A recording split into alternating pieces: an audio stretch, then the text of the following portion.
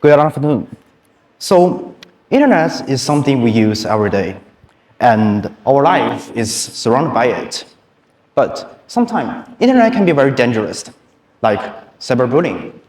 And our internet environment is contaminated by people being aggressive, and they are spreading their wrath on it.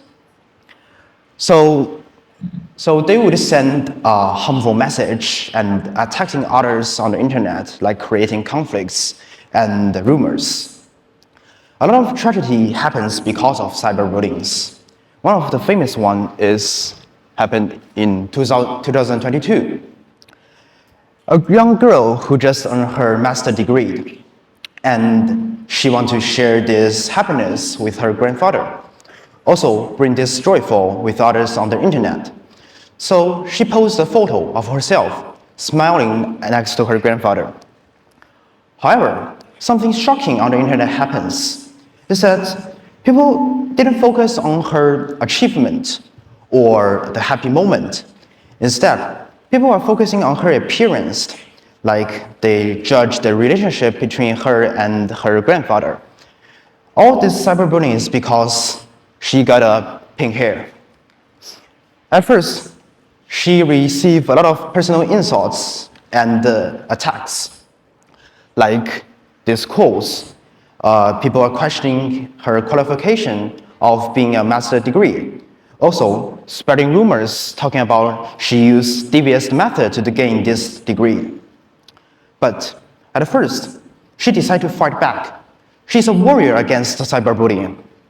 She collects evidence, record videos, and write articles starting lawsuit. She used law system to protect her own rights, also regain this justice. But the power of cyberbullying is too great. It's like a flood, just submerge her voice, and she became depressed, needed medicine and therapy to recover from her mental status. Unfortunately, she committed suicide at 2023. And this incident, we can see that there is almost zero consequences for people bullying others on the internet. It's too easy that people can just type a harmful message in a second and send it as a comment. Also, it's really hard to know who they are or where they live. It's more harder for victims to regain their rights and protect their personality or justice, because the crime on the internet is hard to track and detect.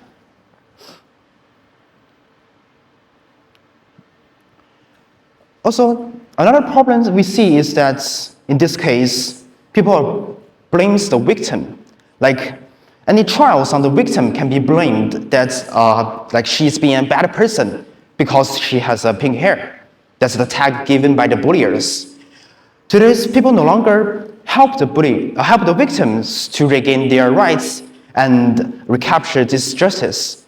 Instead, they're pointing fingers on the victim and criticizing the labels that is given by those bulliers and rumors. And we have regulations on platform. We all know that, like we can send bad quotes on it. Indeed, those bad words is been mitigated. However, those bulliers will always find another way to assault the victim. Like nowadays, they often use sarcasm. Like they will mock at the victim implicitly. And this way won't be detected by the regulations, and they're not limited, but the victim still gets the injury. And people behind the screen, they don't even consider for any consequences by bullying others because there isn't any aftermath. And cyberbullying is permeated everywhere. It doesn't only happen on big things, but it also happens on individuals, on small things. I have seen and experienced a cyberbullying incident. I love cats. I think they are adorable. And my family do not allow me to have any cats in my home. So I would like watching videos or pictures on the internet. Perhaps someone is feeding the cat or their owner is taking a trip with the cat. And I would left comments like, they're cute, or their owner feeds them well. But after I left those normal comments, Some people will reply with very weird claims or messages. Like they're saying that I treat my cats better than my parents, and it's unfair for my parents. I was confused. How would they link to like sending a code saying the cat is beautiful to how would I treat my parents? There isn't any logic in it. And I was furious. I would argue with them, like pointing fingers and disputing. After all, I found out it's meaningless, it's pointless, even powerless. Because when they send those codes or messages, they don't use logic. There isn't rationale in it because they're purely attacking. And at first, I would clarify, I'm only saying the cat is beautiful. I didn't mention about how I treat my parents. Why would you send rumors about how I treat my parents? But they will neglect my clarification and firmly standing on their perspective, spreading those rumors. People on the internet is using the screen as a shield. It's a very powerful shield. It can almost block everything, like regulations, And they use words as a blade, very harmful blade, an invisible blade, and to hurt each other. Like our identity on the internet often switches. What I mean is a bully can be a victim can be a bully. People can be bullied and bully others at the same time. It may sound like a paradox, but it's true. The screen can make people less moral. And in other words, in reality, like now, we communicate face to face. We can see your face, you can see my face. And we can connect our ideas, we can share our ideas, even sharing emotions. Basically, we can have eye contact. You can know I'm laughing or I'm crying. But the screen blocks it. On the internet, we don't have emotion. It's only some digits, names, and few pictures showing our identity. And this situation built a perfect breeding ground for spite. People have expressing their spite on the internet because of this breeding ground. And this also blocks the pain or the voice of the victim, and also limits our empathy. And jump back to our identity. People also unconsciously or unintentionally bully others. When they are sharing the videos, they share you see a cyberbullying incident, you might share it to your friends or sending some kind of other things, a post on the internet saying there's a cyberbullying incident occurred. But this sharing also brings hurt to victims because this share increases the popularity of this cyberbullying incidents. And more popularity means more bulliers.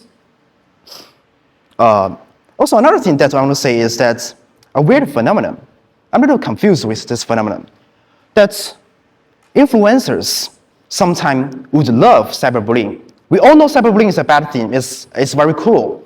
But some influencer will use cyberbullying to achieve their goal. They will intentionally create a conflict topic or trying let others bullying each other on the internet because they gain popularity and they gain profit. At this moment, profit becomes the motivation of cyberbullying. Moreover, since the screen blocks our emotion, and we can't see the reaction of those victims. So when we see a cyberbullying incident, and we might think it's only a joke, or actually people might think it's only a joke or a funny story, because we don't know is the victim, are they happy with this one or not? Because if the joke only make one part happy, that isn't a joke, that is a bully. And currently, people on the internet decide to be silent when they are facing any cyberbullying incidents because they are not involved to it, and it's chaotic, I know.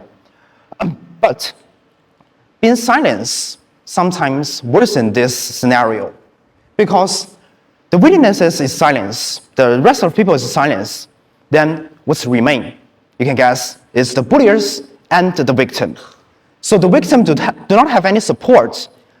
They will only receive attack, assault, and personal insults. Also, cyberbullying takes away a very important thing. I would call it a haven for those victims. Like in reality, when we feel bad emotions, we are depressed or we are anxious, we have a haven, we have a safe place to recover. Like perhaps I'm depressed today, I can go home and my family will support me, my friend will support me, and NCPA, the teachers can support me. But cyberbullying took this away because it's permeated everywhere. We all have digital devices and we all can see things on the internet. Even your family and your friends can see those aggressive words. And those aggressive words will also disturb and hurt your family and your friends. So this is not it's very serious issues that there's no place to recoveries. And we might raise questions on here. Why? Why would cyberbullying occur? Why would people be so malicious to each other? I don't know you, you know me, behind the screen. I was confused at the first time. But after I thought for a moment, I would use psychologist theory to explain this. You know, Freud, he separates personality to three parts: ego, ID, and superego. I think internet is a place that undermines our superego, which is superego is the secular regulations on our the most profound desires. And without those morality and the secular regulations on our profound desires, our internet will be left is furious and wrath.